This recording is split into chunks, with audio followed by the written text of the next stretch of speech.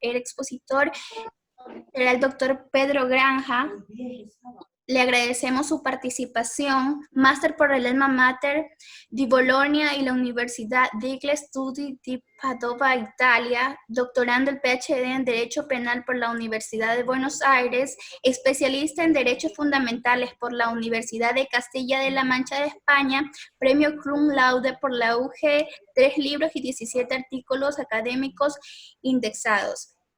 Les agradecemos a todos los compañeros que por favor apaguen los micrófonos para poder iniciar con la intervención del doctor Pedro Granja. Listo, doctor, pueden iniciar. Perfecto. Primero les agradezco infinitamente y quiero pedirles disculpas porque he estado varios días con fiebre muy alta y prácticamente sin poder hablar. Y ahora estamos haciendo un esfuerzo grande para poder estar con ustedes porque mi voz está bastante afectada. Pero vamos con el conversatorio. Cuando uno hace una tesis criminal, ¿ok? Cuando uno hace una tesis doctoral, generalmente tiene la costumbre de agradecerle, hacer un agradecimiento a papá, a mamá, a su cónyuge, a las personas que aportaron de alguna manera para que usted pueda realizar su investigación. ¿Ok? Agradecimiento. No los llama cómplices. Y usted no es digamos que el autor en términos delictivos de esa tesis doctoral. En la mía, que la hice en el año 2016, la última tesis que hice para la Universidad del Studi di Padova y para el Alma Mater di Bologna, terminé, digamos que dedicándole la investigación a Fabiana, mi hija. Pero a nadie se le va a ocurrir decir que Fabiana fue la inductora o la determinadora criminal de esa tesis. Entonces, autoría y participación, ¿son conceptos que los fabrica la ley o son conceptos que los tomamos del mundo natural? Entonces ahí va a depender si usted es finalista o funcionalista en materia penal. Avancemos. Vamos a hablar hoy fundamentalmente de autoría mediata en aparatos organizados de poder, cuyo autor más importante, ahora que está tan de moda, ¿no?, es sin duda el profesor Klaus Roxin. Roxin escribe en el año 1963 una monografía que ha tenido hasta el momento 15 ediciones, la última es del año 2015. ¿Ok? 15 ediciones, es uno de los libros sin duda más vendidos en materia penal en toda la historia de la humanidad. Y este libro se llama Titelschaft und Täterschaft. Titelschaft und Täterschaft. Titelschaft significa autoría, Täterschaft, dominio del hecho. Autoría y dominio del hecho, esta obra que aparece en el año 1963. Y aquí Roxin plantea una serie de cosas muy interesantes. Yo quiero adelantarle y decirle que yo no soy roxiniano, que mi formación, mi escuela, evidentemente es la de un funcionalismo mucho más radical, como la del profesor Gunther Jacobs, y la de su mejor estudiante hasta el momento, que es Michael Powering. Bien, entonces les había preguntado si autoría y participación son conceptos que los fabrica la ley o los sacamos del mundo natural, y eso va a depender de cuál es la posición ideológica dogmática que tengamos. Veamos. En un primer momento, teníamos que la famosa teoría del autor único. Autor es todo causante, ¿ok? Eso está consagrado, ustedes lo entenderán, en el Codice Rocco italiano de 1930. Es autoritario y le aplicaba a todo el mundo la misma pena, ¿ok? Esto estaba muy metido con la teoría causal, ¿no es cierto? Es decir, a todo aquel que provoque una inervación muscular, yo lanzo un golpe, ¿no es cierto?, y provoco una lesión en su rostro, entonces su causante, obviamente, sí. Pero teníamos algunos problemas. Por ejemplo, ¿qué pasa si a mí la señorita Naomi no me cae muy bien y estamos en una fiesta y yo veo que Naomi está sentada junto a una ventana conversando con José? Entonces yo vengo y como no me atrevo a asesinar a Naomi, empujo a José para que su cuerpo se abalance sobre el de ella y ella termine cayendo por la ventana. Evidentemente, José es el último que termina empujándola con su cuerpo. Él es causante en sentido estrictamente natural, pero no es responsable del crimen. El responsable del crimen evidentemente soy yo. Si se da cuenta entonces los problemas que nos causaba la teoría del autor único. Es una elaboración un poco más fina de esta idea, que corresponde ya a una concepción del delito objetivo-subjetivo, una primera fase del delito objetivo-subjetiva, que siempre tuvo dificultades en cuanto a los elementos amplificadores de la tipicidad, porque siempre tomaba la tipicidad en términos objetivos. Por eso, cuando se trataba de la tentativa, tenía que ir siempre a la actitud del sujeto. Cuando no podía determinarse el dolo, si había tentativa o no, se iba en el delito final, se iba del dolo a la culpabilidad, y en el delito consumado tenía que darse en el tipo. Entonces aquí también parten de que todo causante es mejor. Pero para ellos la participación sería una autoría un poco más atenuada. ¿Por qué se atenuaba la autoría? La atenuaban siempre amparándose en criterios subjetivos, en el animus autoris. Y ahí viene, chicos, el famoso ejemplo del crimen de la bañera, que ustedes habrán escuchado con sus profesores de Derecho Penal. Dos hermanas, una de ellas sale embarazada. Como el padre era un troglodita, un energúmeno, tienen mucho miedo de que las mate a palos si se llega a enterar del embarazo de una de ellas. Lo esconden muy bien, pero hasta que una de ellas termina, evidentemente la que está embarazada, termina pariendo. Al momento del parto, apenas concluye, ella le pide a la hermana que, dado que ella no tenía fuerzas, que llene una bañera y que ahogue ahí a la niña recién nacida. La hermana así lo hace. Y luego termina siendo condenada la hermana como partícipe del acto, no obstante que ella la había asesinado a la menor con sus propias manos, y la madre termina siendo la autora material según esta tesis, ¿no? Esta teoría objetivo-subjetiva. Bien, pero el tema es que las teorías subjetivas nos dan algunos problemas. Por ejemplo, el animus autoris, ¿ya? En base a esos, chicos, autor es el que actúa con animus autoris y partícipe es el que actúa con animus socii. ¿Cuándo hay voluntad de autor? Cuando se actúa con voluntad autónoma propia. Cuando hay voluntad de partícipe, cuando se actúa con una voluntad subordinada a otro. Cuando hay voluntad de autor, cuando el sujeto actúa con interés propio, en mi beneficio directo. Cuando hay voluntad de partícipe, cuando el sujeto actúa en beneficio de otro. Y entonces, claro, mire, ¿cuándo aparece esta teoría? El gran problema era que recién había acabado la Segunda Guerra Mundial y se estaban condenando a todos los mandos importantes del equipo de Hitler, ¿okay? Del aparato nazi, se los terminaba condenando solamente como cómplices.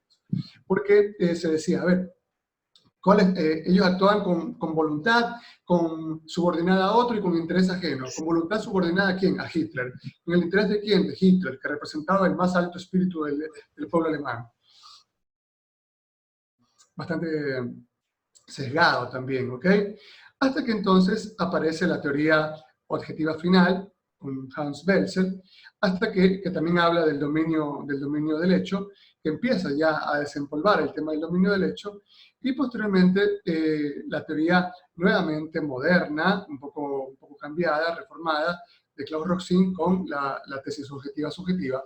¿Y por qué decimos que Roxin mantiene la tesis objetiva-subjetiva? Porque él dice, autor es la figura central del acontecer típico. Atentos, muchachos. Roxin, ya llegamos a Roxin, aterrizamos allí. Para Roxin, autor es la figura central del acontecer típico, el que domina el sí y el cómo del acontecer. Pero domina el sí y el cómo del hecho, pero del hecho conforme al plan concreto, no cualquier plan. Yo no puedo imaginarme, chicos, que cometo un homicidio y digo, a ver, yo quisiera que yo voy de un brujo, un caso muy famoso en Colombia, y le digo al brujo que yo quiero que mi esposa muera en 7 días.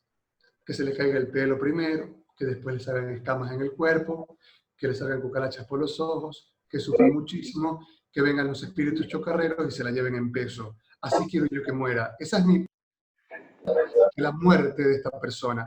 Y el brujo me cobra una cantidad enorme de plata, y al final el brujo contrata a 2 sicarios para que le den muerte a mi esposa. Pero el tema es que yo no he planeado esa muerte a tiros. Yo planeaba una muerte con los espíritus chocarreros. Y por consiguiente no puedo ser autor de ninguna manera. a lo sumo sería determinador. Entonces, autor es el que domina el sí y el cómo del acontecer criminoso de acuerdo a un plan concreto. Habíamos dicho hace un momento que ese dominio del hecho del que habla Roxin puede darse de dos maneras. Puede dominar el hecho actuando con sus manos. A esto lo llamamos delitos de delicta propia, de mano propia, el actor material, pero también puede haber otro tipo de delitos, los delitos por dominio de la voluntad, que según Roxin pueden ser de tres formas. Primero, yo puedo engañar a otro ejecutor para que cometa un crimen que me beneficie a mí. Por ejemplo, soy médico y llega al hospital una persona que está muy mal herida y que es mi enemigo. Yo antes de irme a mi casa a las 6 de la tarde le digo a la enfermera, póngale esta receta en el suero, pero yo sé que es un veneno. Y entonces sé que le voy a provocar la muerte. Pero al final yo no le estoy inyectando el veneno, sino la enfermera. Y yo la instrumentalizo, la devalúo, la uso para cometer un crimen. En esa línea yo estaría actuando como un autor mediato. Yo soy el que tengo el dominio del hecho y yo instrumentalizo a un tercero para mis fines criminales. Pero ¿cómo lo estoy haciendo? Por medio de un error, es decir, engañando al tercero. También puedo ser actor mediato cuando yo coacciono. Por ejemplo, yo le digo a usted, si usted mañana no llega a la Facultad de Jurisprudencia y dispara contra toda la gente que está allí a las 10 de la mañana, que es la hora en la que más personas hay, entonces yo voy a matar a su mamá y a su papá. Los tengo con una mira, y si usted no lo hace, yo voy a acabar con la vida de su familia. Usted está coaccionado y termina actuando para mí. Yo soy el que está dominando el hecho en el acontecer concreto, ¿ok? Primera forma, error, es decir, por engaño. Segunda forma, por coacción. Y hay una tercera forma de autoría mediata, según Roxin, los delitos de dominio de la voluntad, que serían los cometidos en virtud de un aparato organizado de poder. Un aparato organizado de poder que funciona como toda una maquinaria, en el que el autor mediato, solamente con chasquear los dedos, sabe que su orden se va a cumplir. Como por ejemplo en el caso de Hitler. Hitler daba la orden de que unos muchachos terminen abriendo las válvulas del gasarín que llegaban a los cuartos donde estaban los judíos, y de esta manera los eliminaban. Nadie se atrevía a contradecir las órdenes del Führer. Pero hay un elemento importante, que es el de la fungibilidad. El ejecutor material, es alguien que puede ser intercambiado con absoluta facilidad. Dice Roxin que si alguien se niega a ejecutar la orden del ejecutor mediato en un aparato organizado de poder, pues siempre habrán otros dispuestos a ejecutar el plan macabro. A mí me quedan algunas dudas respecto de lo que dice Roxin, porque yo no me creo que un aparato organizado de poder como el de la Alemania nazi, alguien se haya atrevido a decirle a Roxin, no, a Hitler, no, yo la verdad es que yo no quiero matar a los judíos y yo mejor cámbiame por otro. Esto no hay. En un cartel de la droga, si mandan a unas personas a entregar 10 toneladas de droga, esas personas tienen que hacerlo, A, B y C. No pueden decir, no, yo no quiero hacer lo que decía el señor Pablo Escobar. Pablo Escobar me mandó matar a fulano, pero no, a mí, yo la verdad es que los días sábados no mato, y por eso manden mejor a mi amigo Pepito. Así que este tema de la fungibilidad es un poquito, nunca quedó del todo bien explicado en el tema de la autoridad mediata por aparatos organizados de poder. Regresemos un segundo porque me parece que ya los estoy confundiendo bastante hasta este momento. Qué problema con mi voz, lo lamento muchísimo. Veamos. Hay algunos delitos que se cometen en virtud de violar una prohibición. La prohibición se llama Nehmen in Leder, que significa no dañar. Esa formulación filosófica estaba, por ejemplo, en el famoso libro de Hegel, en el parágrafo 36 de su Filosofía del Derecho, cuando dice el mayor deber de los hombres es tratar a los demás como personas. Antes, Kant había dicho que un deber importante de los seres humanos es no inmiscuirse en esferas de libertad ajenas, es decir, no dañar al otro.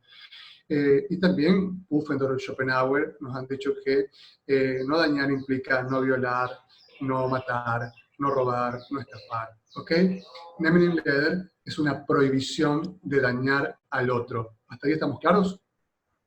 Esto da lugar a los delitos, digamos, de delicta propia, a los delitos de materiales, ¿no es cierto?, de ejecutor material directo. hay otro tipo de delitos, que son los delitos de infracción de deber, que solamente los puede cometer un sujeto cualificado.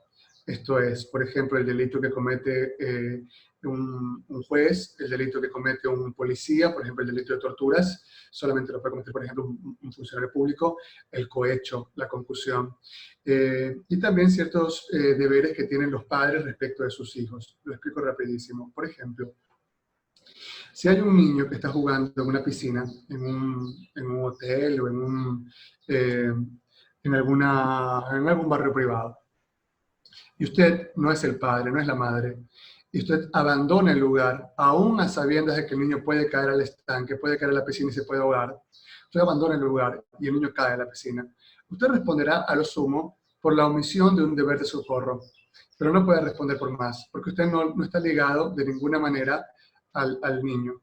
En cambio, si el niño cae y muere, yo, que soy el padre, voy a responder como autor de su muerte, porque a mí se me exige un plus, se me exige algo especial. Dado que el niño es heteroadministrado, yo tengo que guiarlo, tengo que darle la mayor protección posible hasta cuando tenga la mayoría de edad. Entonces, dos tipos de delitos. Delitos propiamente de dominio, que son los que se nacen en virtud de la violación de una prohibición, del neminem leder, del no dañar, y delitos positivos, que son los de infracción de deber, que se generan en función de una exigencia de un plus del sujeto cualificado respecto de un deber. ¿Ok? Entonces, vamos bajando un poco más. ¿Cuándo hay autoría?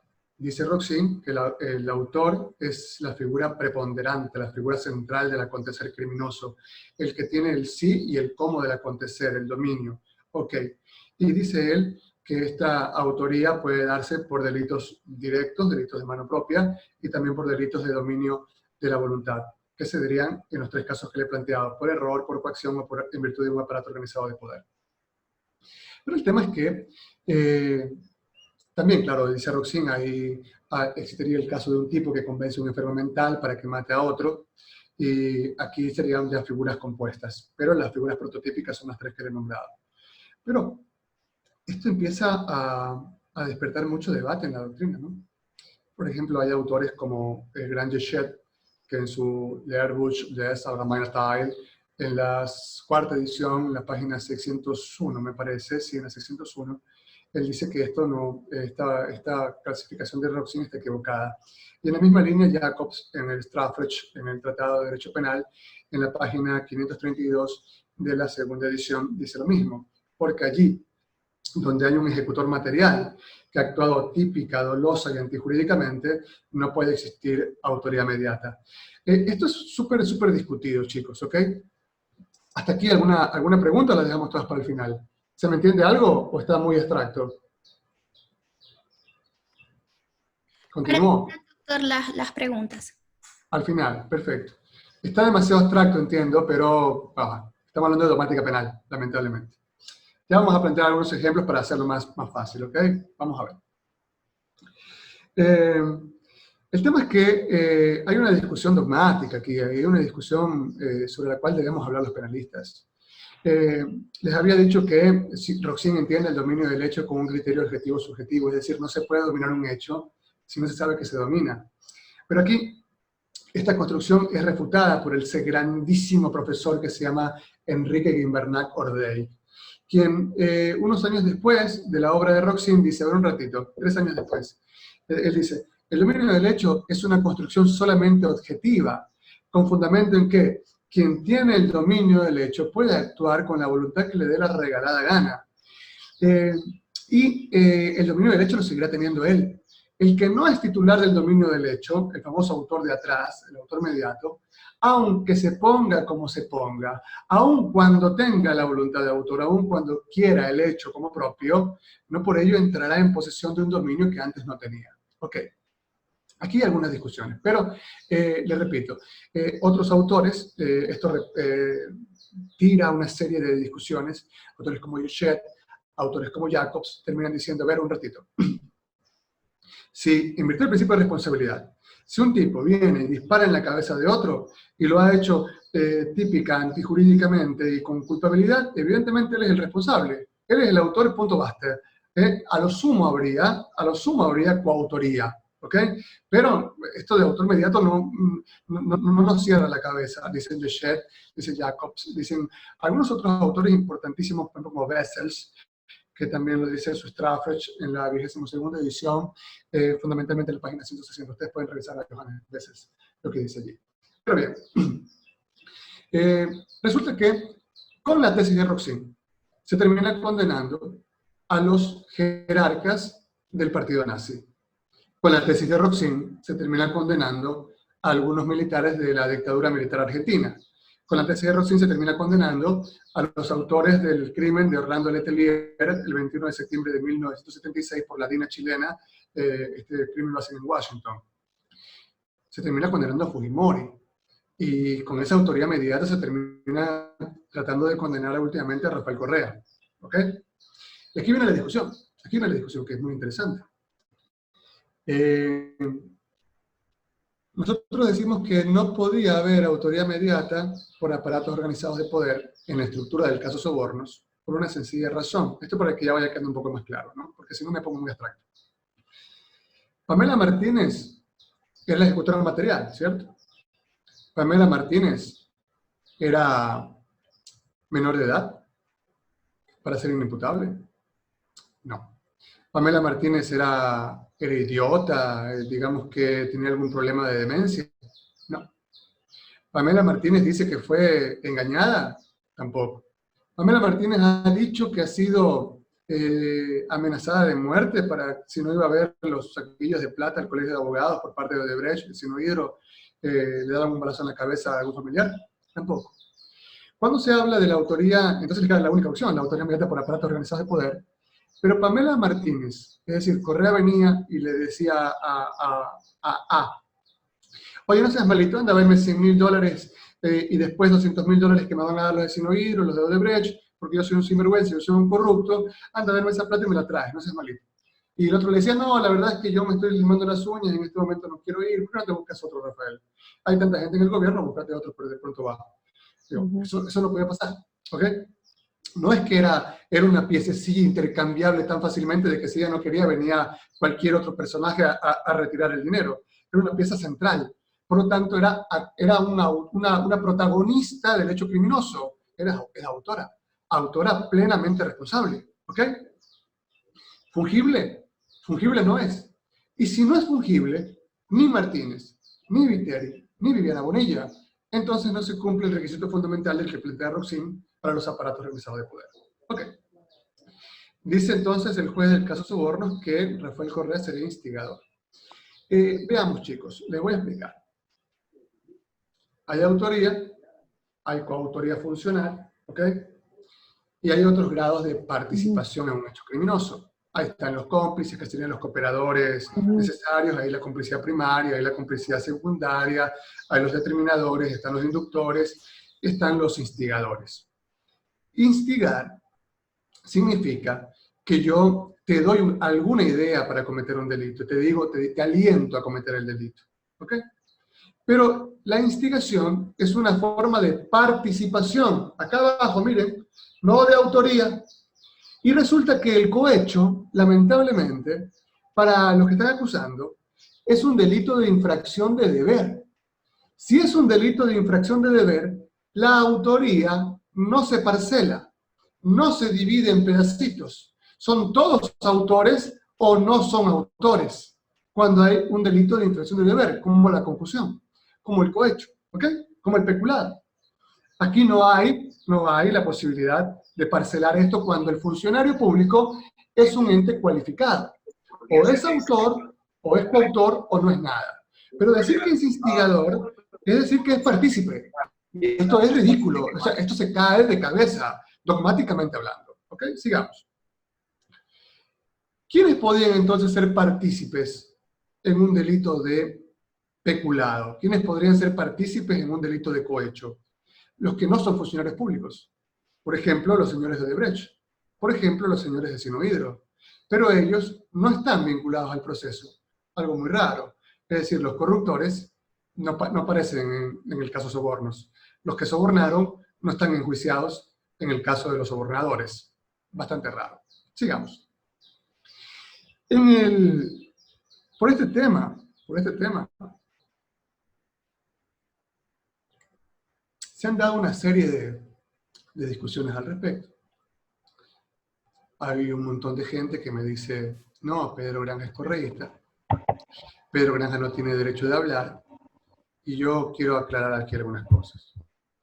Soy tan correísta que lo tengo preso 20 años al papá de Jorge Glass por haber violado a una niña. Yo defendí a la niña violada por el papá de este hombre cuando eran muy poderosos. Me dieron una golpiza, me prohibieron publicar un libro, me hicieron irme del país varios años a Italia, tuve que exiliarme. ¿Cómo podría ser correísta yo? ¿Okay? Si usted es médico y mañana alguien le pide en una junta médica su opinión especializada sobre una persona que está muy mal de salud y usted tiene los conocimientos especiales para eso, usted como médico tiene que darlos. Usted no puede decir, no, es que es mi enemigo, yo no hablo. Y nadie puede decirle, no, tú no hables porque si no eres correísta. No, usted es médico, punto, usted opina de lo que usted sabe. Yo en ningún momento he dicho que en ese caso habría inocencia, habría ausencia de responsabilidad penal de los involucrados. Yo estoy hablando desde la dogmática penal. Ah, no, es que lo que pasa es que yo amo a Rafael Correa y yo estoy a favor tuyo. Lo que pasa es que yo odio a Rafael Correa y yo te saco la lengua y también te odio a ti, Pedro Granja. No, el amor ni el odio son categorías dogmáticas. A mí no me interesan el amor ni el odio. No sirven para fundamentar ninguna acusación, ninguna sentencia.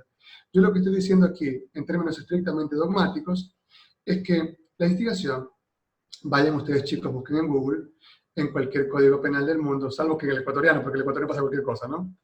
La instigación es una forma de participación, no de autoría. ¿Ok? Dogmáticamente hablando, doctrinariamente hablando, jurisprudencialmente hablando. Lo máximo que habría en el caso sobornos, si tanto querían meter a varias personas allí, es coautoría. Una coautoría funcional, sobre la cual ya voy a hablar en un ratito. Pero antes de esto, chicos, es importante que ustedes no se dejen engañar.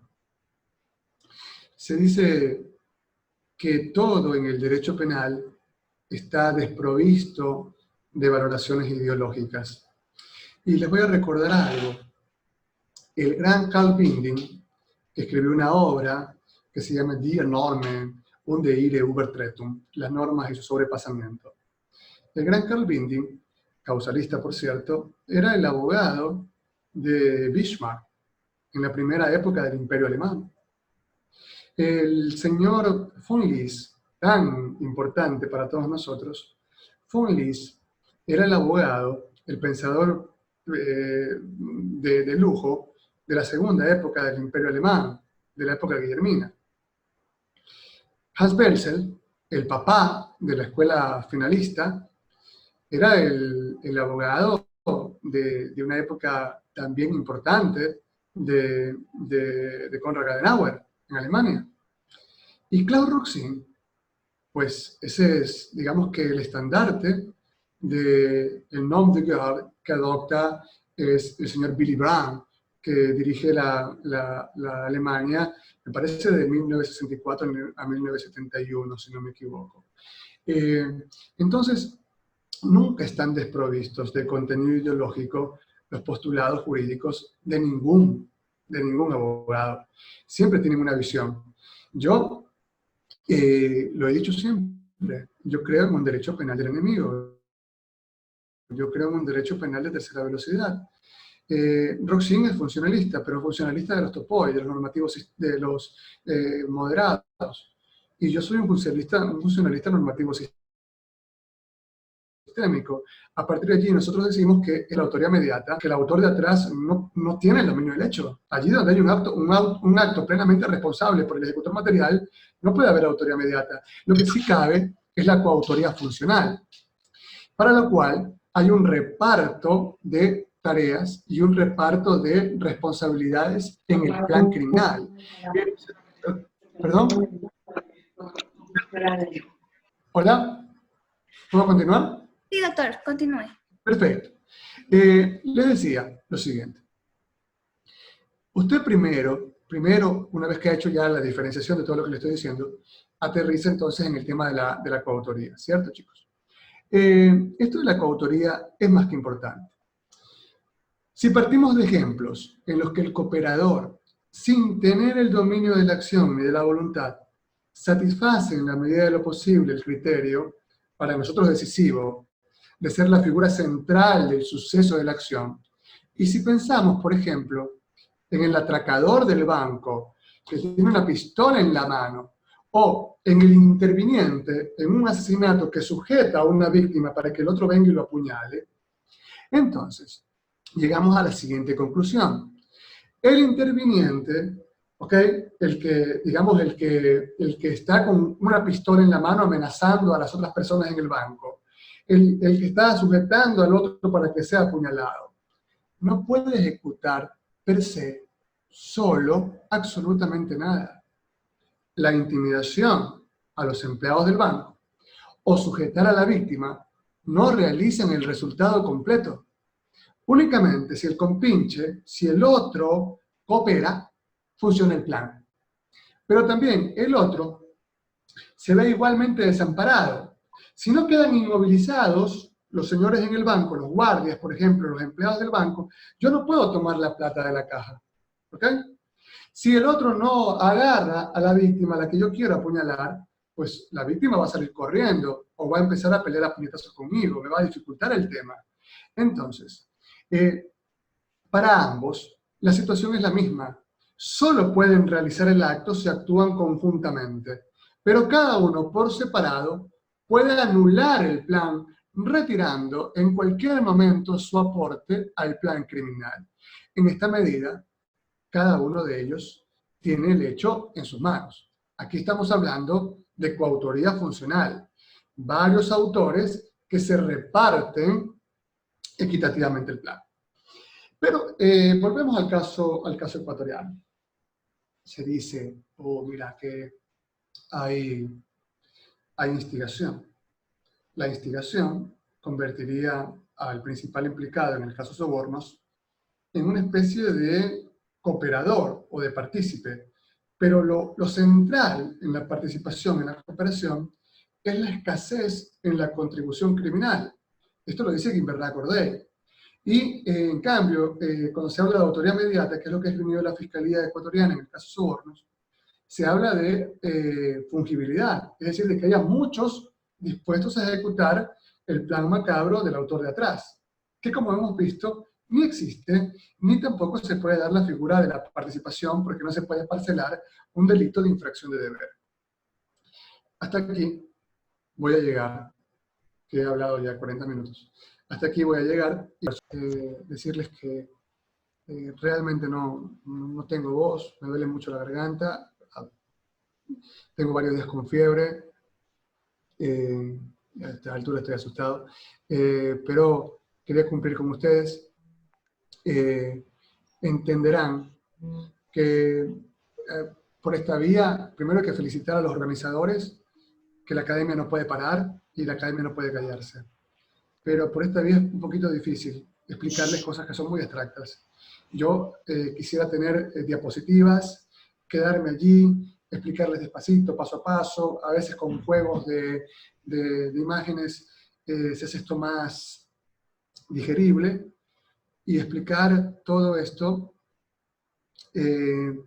debería ser un curso completo de unos 6 o 9 meses, en el que yo vaya avanzando paso a paso, ¿no? En una hora no se puede, pero he intentado aclarar algunas dudas de ustedes.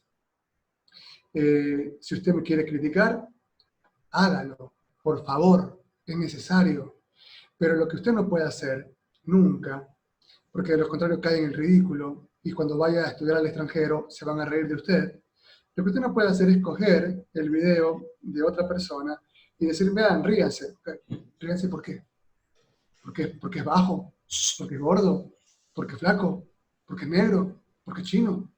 ¿Por qué? Porque no me gusta el corte de cabello, porque es pobre. Pero no, para reírse hay que reírse de las ideas, ¿no? O sea, habría que desglosar. Idea 1 está mal, idea 2 está mal. Pero eso no hacen mis detractores. Yo nunca los he visto que digan, Pedro Granja no tiene razón por esto. ¿Ok? Porque cuando él cita a Jacobs está equivocado. Cuando él cita a Zizek no era esa página, ¿no? Entonces todo lo que hacen es ensuciar algo que debería ser muy positivo para nosotros. Debatir. Debatamos todo lo que ustedes quieran. Critíqueme todo lo que usted quiera, pero critique mis ideas, no mi peinado, porque eso no es interesante, porque eso no es relevante. ¿Ok? Les mando un enorme abrazo. Ojalá que cuando pase este momento tan triste que estamos viviendo, tengamos un tiempo para reencontrarnos y yo pueda visitarlos a ustedes en la universidad y podamos hacer una conferencia in situ, ¿no? Y ahí hagamos las cosas mejor. Cuenten conmigo siempre. Cuando saque el libro que estoy haciendo sobre autoría inmediata, sobre autoría y participación, prometo ponerlos al tanto y prometo hacer que ustedes tengan acceso a él. Les mando un abrazo enorme. Gracias. Doctor, en nombre de la Asociación Escuela de Derecho, estamos muy agradecidos por el tiempo, por el esfuerzo y sobre todo por la predisposición que usted tiene para trabajar por la academia y por compartir con nosotros sus opiniones, ya que estamos entrando en una nueva fase de crecimiento de la comunidad universitaria. Realmente sus comentarios fueron muy oportunos y creo que todos podremos beneficiarnos a partir de ellos. Y más adelante, realmente sería un placer para nosotros poder compartir con su presencia en la facultad. Por favor, claro, les agradezco infinitamente. Muchas gracias, chicos. Repito, critiquen todo lo que tengan que criticar, pero siempre con ideas. Ustedes tienen una ventaja que yo no tengo. Ustedes pueden ir, en el momento que estoy hablando, ustedes pueden buscar con Google, ¿no es cierto? A ver si de pronto no escribió eso Yosef en su Algamanatai, o eso no lo escribió Roxin, ¿no es cierto? O no lo escribió Jacobs. Ustedes pueden revisarlo y después me critican. Podemos tener posiciones diferentes, claro, porque yo tengo una posición de derecho penal del enemigo, que es totalmente diferente a sus profesores que hablan de garantismo, finalismo. Pero yo pienso diverso a ellos porque yo soy de otra escuela. Una escuela que todavía no llega con mucha fuerza a Ecuador, pero que en algún momento va a tener otros exponentes, otros representantes. Gran abrazo, chicos. Buenas noches. Gracias. Y a todos nuestros compañeros también, muchas gracias por acompañarnos en esta transmisión y esperamos que puedan seguir acompañándonos en las demás que realizaremos a lo largo del mes. Muchas gracias y que tengan buenas noches.